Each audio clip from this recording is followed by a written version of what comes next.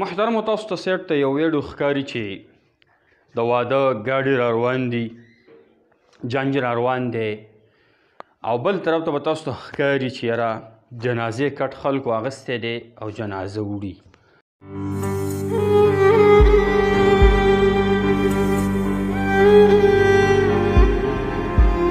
مونږ او تاسو له د دې نه څه عبرت اخیستل پکار دي. محترمو یو خبره به کېدله، پښتنو به کله یاره دا غم هادي دا رور او خور دي، وایي دا غم هادي رور او خور دي. نو دا بالکل دا تاسو ته د ویډیو نه پته لګي چې یو طرف ته واده دی او بل طرف ته خلکو د جنازې کټ اخیستی دی او جنازه وړي.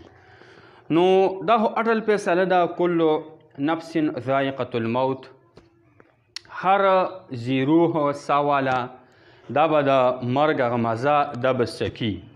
مرګ را روان دی. اوس مرګ په دوه قسمه دی، یو ښه مرګ دی، ښه ځنکدن دی، یو خراب مرګ دی، خراب ځنکدن دی.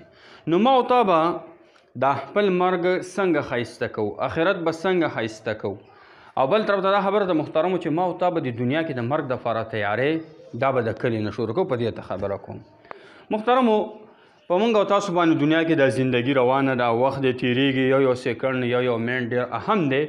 دې کې به حادیم راځي، په دې کې به غم هم راځي.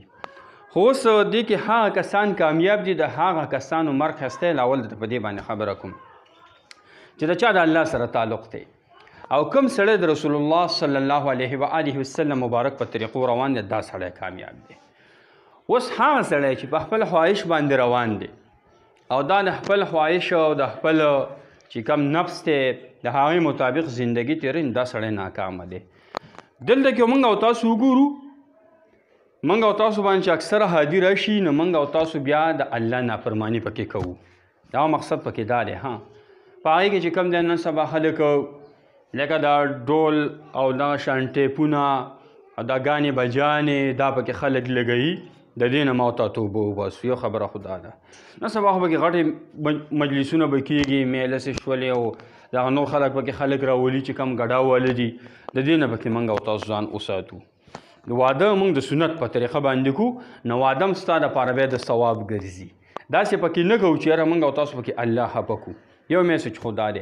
دویم نمبر میسج دا دی چې دغه جنازې اخیستې ده او دا یې مقبرې ته روانه کړې ده یا د جنازې غزګي ته وړي. خو فرض کا موږ او تاسو باندې به دا حالات راځي، مړه کېږو به، وفات کېږو به، نو زموږ او ستاسو کټ هم یو ورځ داسې وړي. نه آیا د دې نه اوس تاسو او موږ له دا عبرت پکار چې زموږ او ستاسو دا کټ هم داسې وړي، نو چې موږ په دې قبر کې کله کېږدي نو موږ او تاسو سره به څه شی ملګری، دا یو سبق دی والی.